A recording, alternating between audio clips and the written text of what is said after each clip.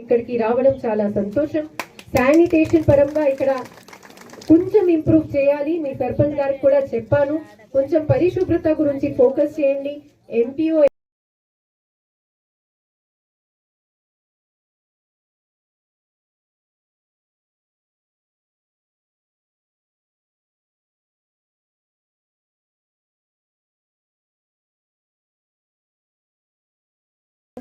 మేము ఇంకా మనకి వేరే వేరే శాఖల వాళ్ళు ఏం అసలు వర్క్ చేస్తున్నారు అది కూడా వాళ్ళు మీతో షేర్ చేస్తారు. అప్పుడు మీకు కూడా తెలుస్తుంది అసలు మనకి గవర్నమెంట్ పథకాలు ఏమేమి ఉన్నాయి, కార్యక్రమాలు ఏమేమి ఉన్నాయి, దీనిలో ఏం శాఖ ద్వారా ఏమేం పనులు జరుగుతుంది, దీంతో మనము ఎలా లాభం తీసుకోగలుగుతాము, ఆ ఉద్దేశాలతో ఈ మీటింగ్ పెట్టడం.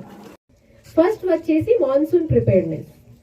మీ అందరికీ తెలుసు జూన్ నెల నుంచి మామూలుగా మనకి వర్షాకాలం స్టార్ట్ అయిపోతుంది. ఆ వర్షాకాలం ముందుకి ప్రతి ఒక్క గ్రామంలో కొంతవరకు ప్రిపరేషన్ చేయాల్సి వస్తుంది. ఫస్ట్ మీ గ్రామంలో ఉన్న ప్రతి ఒక్క మోరీలు క్లీన్ అయిపోవాలి.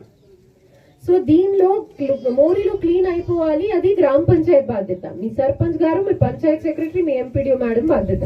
కానీ ఆ మోరీలలో ప్లాస్టిక్ కవర్ వేయడం అది వేయద్దు, అది మీ బాధ్యత. మీరు మీ బాధ్యత నిర్వహించుకోవాలి. వాళ్ళు బాధ్యత చేస్తారు, అప్పుడే మనము ముందుకి వెళ్ళగలుగుతాము.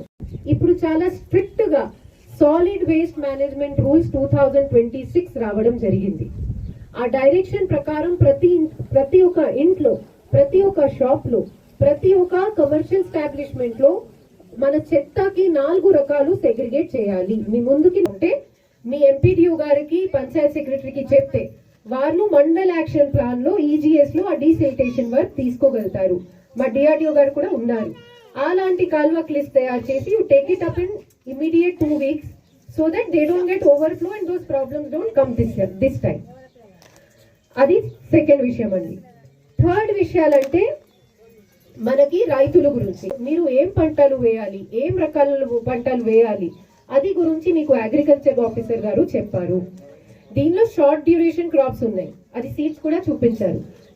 అది కూడా మీ అగ్రికల్చర్ ఎక్స్టెన్షన్ ఆఫీసర్ మళ్ళీ మీ అందరికీ చెప్తారు.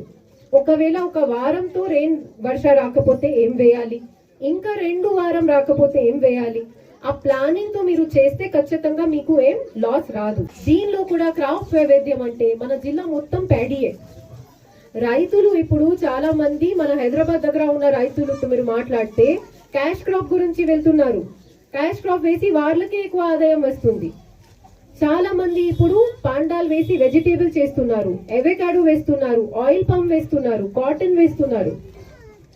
ఆయిల్ పామ్ అంటే మనకి పక్కన జిల్లాలోనే కొత్త ఆయిల్ పామ్ ఫ్యాక్టరీ ప్రారంభ